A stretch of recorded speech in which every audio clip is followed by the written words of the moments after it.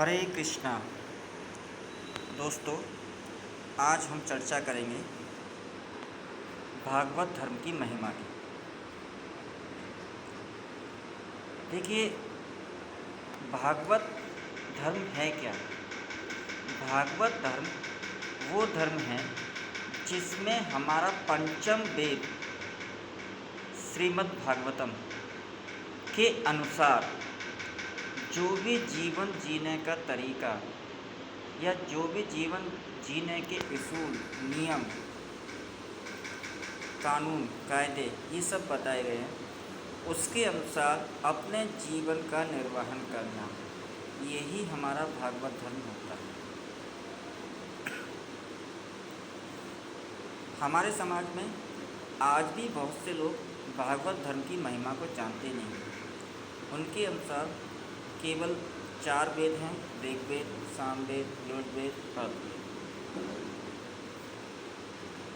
लेकिन वो भागवत को क्या समझते हैं? भागवत को वो एक समझते हैं, एक पोथी, एक किताब, कि वो ये समझते हैं कि ये कोई किताब है जिसमें भगवान के बारे में लिखा हुआ है और वो हमें बस कथा सुननी है। देखिए, भागवत कोई कथा सुनना एक अलग बात है, लेकिन भागवत कथा सुनने के बाद उसको जीवन में उतारना, ये सबसे महत्वपूर्ण है। कथा तो हम कई लोगों की सुनते हैं, सब अच्छी बताते भी हैं, सबका अपना अपना स्टाइल होता है। उसमें जो उदाहरण प्रस्तुत किए जाते हैं श्रीमद् भागवतम के अनुसार, वो भी अच्छे प्रस्तुत किए गए हैं किसी भी बात को समझाने के लिए। लेकिन हमारे समाज में एक भ्रांति ये है कि सब ठीक है, 3 घंटे की हम भागवत में जा रहे हैं। भागवत में क्यों जा रहे हैं? वहाँ बैठ के थोड़ी कथा सुनेंगे, उससे मन रिफ़्रेश हो जाएगा हमारा, और फिर हम अपने वही डेली के कार्यों में अपना वही फूहड़ संगीत, वही फालतू के बॉलीवुड के ड्रामेबाजी, सीरियल्स वगैरह वगैरह देखेंगे और सब हमारा चलता रहेगा। देखिए, भागवत केवल एक बार सुनने से आपके जीवन बदलेगा ऐसा नहीं है। भागवत को आप जितने बार सुनेंगे उतना आपका जीवन बदलता जाएगा, क्योंकि उसको धीरे धीरे सुनने पर आपके अंदर चेंज आना शुरू हो जाएंगे। इसका मैं एक उदाहरण देता हूँ आपको। जिस प्रकार आपका मोबाइल फ़ोन है, आपके इलेक्ट्रॉनिक डिवाइसेस होती हैं, उनको समय समय पर रिचार्ज करने की आवश्यकता पड़ती है। एक बार आपने मोबाइल रिचार्ज किया, 1-2 दिन सही चला, उसके बाद उसकी बैटरी ख़त्म, कार्य करना बंद कर देता है। फिर आपको उसको दोबारा रिचार्ज करना पड़ता है, फिर वो उसी प्रोसेस में चलता है, फिर वो करता है। इस तरीके से मोबाइल आपका धीरे धीरे कार्य सही करता रहता है, उसको समय समय पर अगर रिचार्ज किया जाए।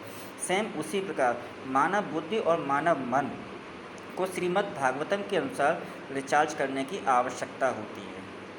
आप ये सोचते हैं कि आपने जीवन में एक बार कथा सुन ली, ठीक है साहब, हाँ बैठ गया है, 3 घंटे रोज़ बैठ गया है, 7 दिन के हिसाब से 21-22 आवर्स हमने ठीक है भागवतम सुनने में बिता दिए, आपकी 100 साल की ज़िंदगी का निपटारा हो गया। नहीं, आप रिचार्ज कहाँ हुए? आप फ्रेश कहाँ हुए? आप सुनिए, आप बार बार सुनिए।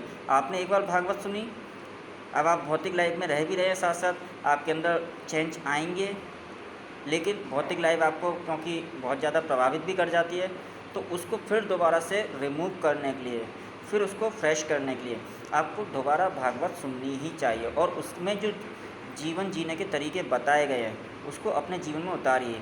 भगवान ने किस तरीके से अपने जीवन में संघर्ष किया है, किस तरीके से अपने जीवन में संघर्षों का सामना करते हुए वो आगे बढ़े हैं, उन्हीं चीज़ों को हमें भी फेस करना पड़ा है। भगवान के लिए ये कोई संघर्ष कोई बहुत बड़ी बात नहीं थी, उनके लिए तो केवल एक सोचने मात्र से ही सब संघर्ष उनके समाप्त हो जाते।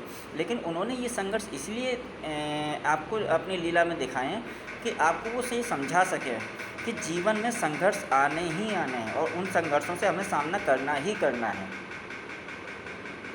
और वही सारे संघर्ष का वर्णन भगवान के सारे अवतार, भगवान की जीवन लीला श्री व्यास देव जी ने श्रीमद् भागवतम में लिखी है, जो हमारे सुनने के लिए, हमारे जीवन में उतारने के लिए है।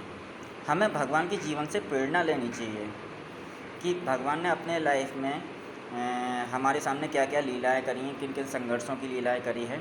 इस तरीके की लीलाएं हमारे जीवन में भी हो रही हैं। भगवान हमें संघर्ष करने की शक्ति देता है। अगर हम श्रीमद् भागवतम के अनुसार सारे नियमों का पालन करेंगे तो हमारे जीवन का कोई भी संघर्ष हमें उलझा ही नहीं सकता, हमें बिल्कुल परेशान कर ही नहीं सकता। कहने का तात्पर्य मेरा ये है कि आप किसी भी कथावाचक से सुने। मैं ये नहीं कह रहा कि केवल हमारे इस्कॉन में ही जो डेली क्लासेस होती है वही सुने। आपको जहाँ श्रीमद् भागवतम का प्रवचन होते हुए मिल जाए किसी भी कथावाचक के द्वारा, वहाँ पर सुने। वैसे तो हमारे इस्कॉन मंदिर में, सभी इस्कॉन मंदिर में डेली बेसिस पे रोज़ आधे घंटे की 1 घंटे की क्लास होती ही होती है। वहाँ पर हम लोगों को सारी चीज़ें समझाई जाती हैं। आप अगर इस्कॉन में आके डेली भागवतम की क्लासेस ज्वाइन करेंगे तो आप देखेंगे कि आपके जीवन में कितने चेंजेस आ रहे हैं। लेकिन जहाँ भी आप सुने, मन से सुने, उसे जीवन में उतारें। और मेरा विश्वास है कि आप अगर इसको ज़्यादा से ज़्यादा सुनने की कोशिश करेंगे, ज़्यादा से ज़्यादा उसे मानेंगे, तो आपके जीवन में बहुत चेंज आएंगे ही आएंगे। इन्हीं शुभकामनाओं के साथ मैं आपसे दोबारा विनती करता हूँ कि बॉलीवुड की तरफ मत जाइए, फुहार संगीत की तरफ मत जाइए, सीरियल्स की तरफ मत जाइए। ये आपके जीवन को केवल डिस्टर्ब करने का काम करते हैं। इसमें ऐसी ऐसी चीज़ें दिखा दी जाती हैं जो वास्तविक जीवन से जिनका कोई ताल्लुकात होता ही नहीं है। आप श्रीमद् भागवतम को सुनिए, उससे रिचार्ज करिए अपने आप को, समय समय पर सुनते रहिए, उसको अपने जीवन में उतारिए और अपने जीवन में फ़र्क देखिए और प्रभु के मार्ग पर चल के देखिए। आपका जीवन उन्नत और प्रगतिशील बनेगा ही बनेगा। इन्हीं शुभकामनाओं के साथ हरे कृष्णा।